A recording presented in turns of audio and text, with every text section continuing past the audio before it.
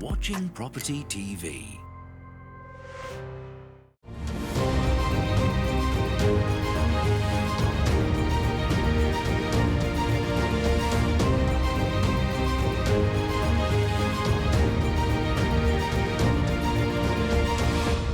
Hello and welcome to Property Question Time. I'm Stephen Galpin and this is the programme where you can have your property related questions answered by our team of experts.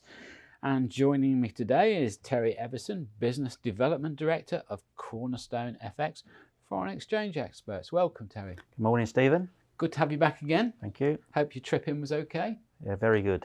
And joining Terry is Shane Jewell, Private Client Advisor for luxuryproperty.com in Dubai, joining us via Zoom. So no difficulties with your journey in this morning? No, not too bad at all this morning.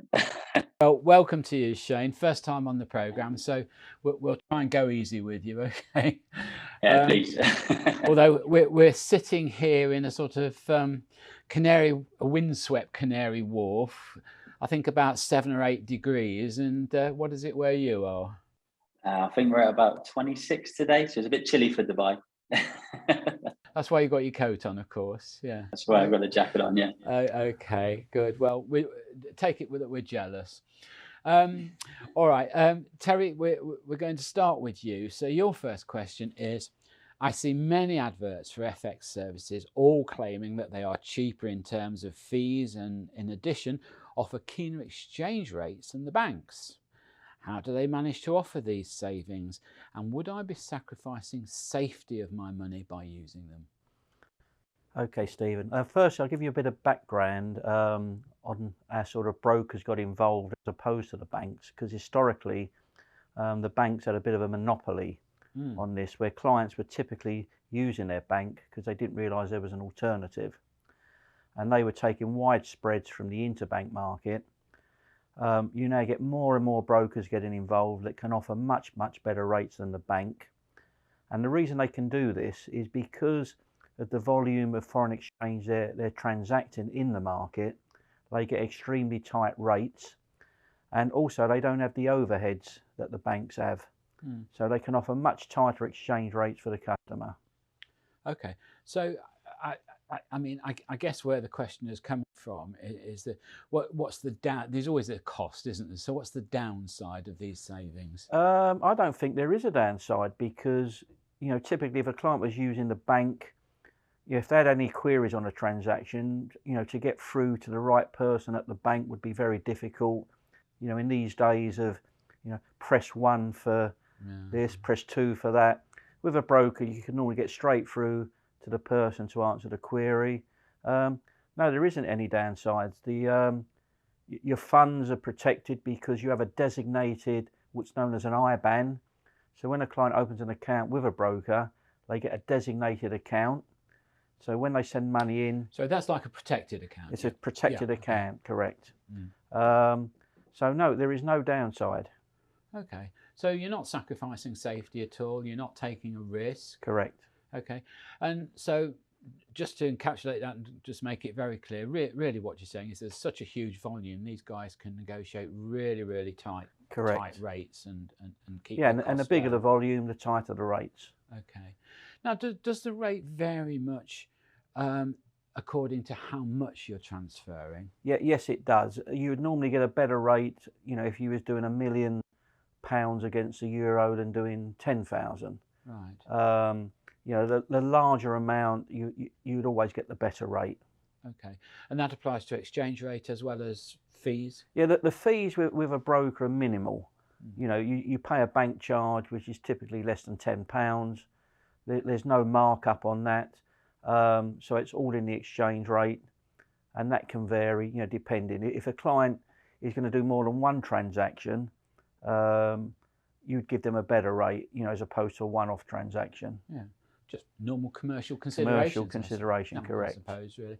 And tell me, Terry, does it vary at all when you take into account that you're either transferring from or transferring to? Does it make any difference? Doesn't make any difference whether it's a receiving amount or an outgoing amount. It's exactly the same. Okay. Now, I'm guessing, looking at the news recently, the termination of these golden visas and that sort of thing, I'm guessing that money laundering rules are going to get tighter and tighter, aren't they? Yeah, they will get tighter. I mean, we through our compliance advisors get updated on all new rules as and when they happen, and their internal compliance department, would follow that closely. Yes. Okay. Shane, I mean, just coming to you on that subject, you must have a lot of international transfers coming in. Do you find there's a preference for FX traders rather than the banks, or is it a mixture of the two? Yeah, you'll find in sort of what we're doing here, you do get a mixture of the two. There is a lot of clients when they're dealing with that high number of transfer for purchasing a property as such.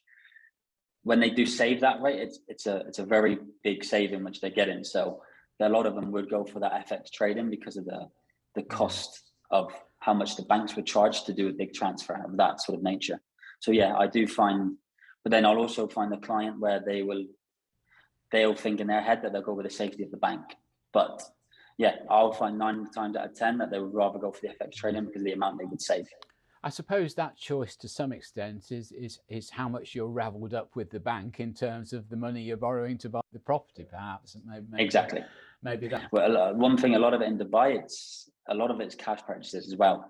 Especially in sort of my high-end field of the properties, a lot of them is just purchasing cash.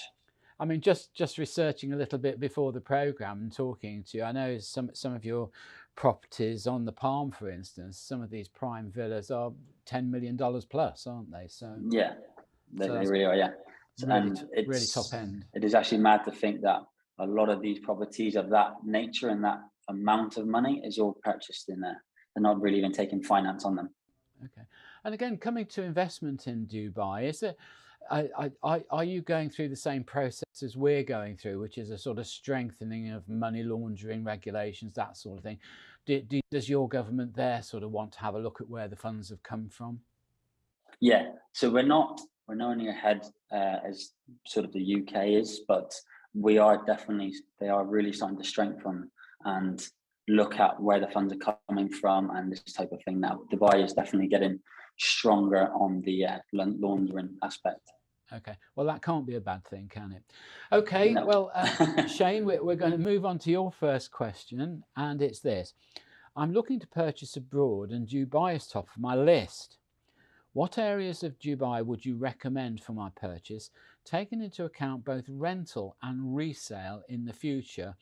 And I think what I'm going to ask you to do is apply this to a fairly top-end sort of spectrum there. Yeah. I think when we're looking at volume flats at the lower end of the market, then I think people can actually just make a personal choice of where they want to be on a simple visit. But when you're starting to invest millions of pounds, it becomes a lot more critical, doesn't it? Yes, 100%. So it's everything when you look at purchasing property, it's location. Is it? That's key. One of the aspects of purchasing a property. So the super prime in Dubai for me is Palm Jumeirah, Emirates Hills, Dubai Hills now, which is a sort of it's a new community which has come along, which is in a fantastic location, and District 1, Mohammed bin Rashid City. They are your sort of full aspects of the super prime areas in Dubai, which I would recommend. They're all established and great communities for that higher net purchase. Okay, and are you finding that people from sort of various different countries tend to invest in the same place? I mean, is there a particular place that UK purchasers, for instance, prefer? So obviously Palm Jumeirah is very, everybody wants to be on the beach. So that one's it's in high demand. Also Emirates Hills with the golf course. It's very beautiful and they're much bigger properties in Emirates Hills. So it's a very international base as well. Like you're not just seeing one sort of nationality which is favouring. At the minute with Dubai, I'm seeing like a very broad horizon of nationalities purchasing here. Okay, and sorry, this is just one of my supplementary questions here. I mean, if you're looking at purchasing, a fairly top-end villa, as opposed to perhaps an apartment, are there any sort of residency rules that differ between the two, or are you on a sort of even playing field? Yeah, no, it is a pretty much a level playing field. There's not any difference in the two. Okay. Well, that's good news. Looks like we're all heading for the sun then. That's excellent. Yeah, that's it. What about you, Terry? Have you been to Dubai? Oh, I've been 3 or 4 times, not for a while, so it's probably changed massively since I last went there. Well, I think we probably need to sort of bludgeon Shane into giving us a fact-finding tour of the city, I think. Well, maybe do one of these filming shows over there. Yes, why not? Yes, we'll do it on location, Shane. We'll be joining you for the sun. Okay, well, that's all we've got time for in this half of the show. So join me again after the break when we'll ask Shane and Terry more questions on the international money scene. You are watching Property TV. You are watching Property TV. Hello and welcome back to part 2 of Property Question Time. I'm Stephen Galpin and I'm joined by Terry Everson and Shane Jewell from Dubai via the Zoom. So Terry, your second question. When choosing an FX agent to transfer funds abroad for property purchase, what qualifications or other forms of security should I look for? And would these vary depending on the country that I was transferring to? I suppose your qualifications and securities are going to remain wherever, aren't they? Correct. There's no different to destinations of transfers regarding regulation, but you should not use a broker unless they're regulated by the FCA, Financial Conduct Authority in the UK, and you can go on what's known as the FCA register to check that these brokers are registered with the correct permissions. Okay, so I hate to sort of bring this up, but you know, I've seen over the years how money transfer has changed, and you're right in your previous answer. It's moved away from the banks to a great extent. I think I suppose the popular conception of money exchange offices is that we see on the Edgware Road in sort of little shops or travel agents or whatever, but the industry really has grown up since those days, hasn't it? Oh yeah, I mean they're still around for bureau de change type transactions, but the FX brokers, they're sort of much bigger, they're much bigger capitalized. Most of them offer online platforms. I suppose in some way, are they sort of spin-offs from normal financial institutions? They are. A lot of the FX brokers are sort of ancillary businesses towards, you know, other city firms anyway. Yeah. You know, our company historically was one of those. We had a derivatives firm, and then we set up the FX firm on the back of that. So, yeah, it's become a very big industry now in the UK. Okay. Now, again, the popular perception is that you send money out all over the world, but I've no doubt you get money in from all over the world too. Is that getting complicated these days? No, we have a clearly defined list of companies we won't accept funds from. They're published as well, so you know what we call exotic destinations. Some you will do enhanced due diligence if they're sort of in the middle tier, what we call medium risk. But higher risk we will not touch. Right. And there are published lists of those. You know, some countries have sanctions against them. Yeah. You can't touch them. No. I presume that's what we're going to get with Russia very shortly, isn't it? I think that's already there. Is it now? I just hope Mr. Putin doesn't pass a visit. Well, I don't know. They were saying all sorts of things that was in his mind yesterday. So I don't know how balanced the situation is this morning, but it's not looking good, is it? Yeah. But there are, I think probably the curtailment of these golden visas is a fairly good thing. Mm-hmm. But I think in some ways, Shane, didn't you in Dubai, didn't you have a system whereby if you spent so much, you virtually got an automatic visa? Am I wrong on that? Yeah, so basically we do a 10-year golden visa if you spend 20 million dirhams and above. For a 10-year visa, that is. What's that in real money?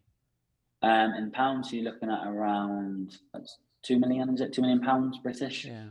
So very similar to our visa system until this last week, then I suppose. Yeah. Do you think it's a good thing or not? Yeah, of course. I think it entices the people that have that sort of money to want to sort of purchase that property, and then you haven't got to worry about that whole visa situation. You can stay for the long term then as well, can't you? Yes, I think I've always thought it is a little unfair to expect people to invest millions of pounds on a sort of temporary visa basis. Yeah. I mean that's always been the situation in some of the European countries even. I mean I know in Spain you have to have your residency renewed every so often. And you know, and I suppose if you get into retirement age or you've used your money to buy property abroad and use it for retirement, it's quite stressful to think, well, I wonder if they say no, what I'm going to do. Quite difficult. Do you find a lot of money going out of the country for retirement property purchase, Terry? Yeah, we do. We see more and more each year. And we also get business for these investment visas, because typically they're overseas and they've got to convert the currency to invest in UK products. So we see a good flow of business there as well. Right. All good for business. All good for business. Okay, thank you for that, Terry. Okay, Shane, your second question. I'm planning to purchase a beachside property in Dubai, but are concerned that the huge amount of construction sites will affect the resale and value of anything I purchase for some years to come. What would be the expert's advice on this, please? Well, I know you're going to say don't worry about it because actually to a great degree that's what Dubai is about. It's an exciting, vibrant, developing area, isn't it? And always has been for the last, well, as long as I can remember. Yeah, 100%. You've got the one thing with Dubai is, of course, because it's such a new city as such, there is construction going on, of course. That's like anything. But it's also going to add value down the line of if you're purchasing when a property like a destination, like an area which isn't complete. Obviously, the further down the line when it goes completion, you're going to be getting a premium on that property. Yeah. And the one thing which you got to look at when you are buying in the prime areas, they are already complete. Like the Palmsmere is complete. There is a few renovations going on or a few empty plots, but it's not really like you're going to be on a construction site. But on the other aspect, if you are purchasing somewhere where there is quite a bit of construction around you, once it does complete and it's a really finished area, we're already seeing that these areas are sort of, you're getting a premium on that property of when the area is complete, and then people are going there and saying, oh wow, like it's beautiful now. And presumably, do you have controls over the hours that builders can work? Yeah, it's not like they can go around. In the residential areas, it's not like they can go around the clock. There is timescales of the areas, which they start at like 8 a.m. until 6 p.m. for example. They can't go around the clock. Yeah, I think it's very important when you're purchasing to think about the environment that you're purchasing in. Look, I've been involved in marketing property down here at Canary Wharf for many years now, right from when it started actually, and you know, I've heard all the arguments since. Oh dear, that building's coming too close to ours. Oh, it's too high. Oh, there's too much construction. And I think the reverse. I think you ought to think in positive terms and sort of, I was just say, well, look, actually think of it as a Manhattan skyline that you're going to end up with, which is exactly what we've got now. And people come down to Canary Wharf and they look at the nighttime scene here and they go, wow, it's fantastic. And of course, you get exactly the same situation in Dubai, even more so, don't you, with some of your spectacular buildings? No, we really do. Like you said, you'll always have opinions of when things are being when the work is taking place. But then once it's complete, it's a different story. It's like, oh, wow, we love it. Best thing they did, like that type of thing, isn't it? But you'll always have the opinions on once plans are in as such and then it starts the work. I think the moral is if you want a countryside view, don't buy in a city. I think it's as simple as that. Exactly that. If you want the peace and quiet, you need to go in the countryside. Do your research. Okay, well, that's all we've got time for in this show. So I'm going to say a big thank you to Terry Everson for coming in. Thank you, Terry. And a big thank you to you, Shane, for coming in and sharing your expertise with us. I think you've done very well. Great, good news show for you. And we'll look forward to having you back again another time. So I'm Stephen Galpin, and thank you for watching Property Question Time. Join me again next time.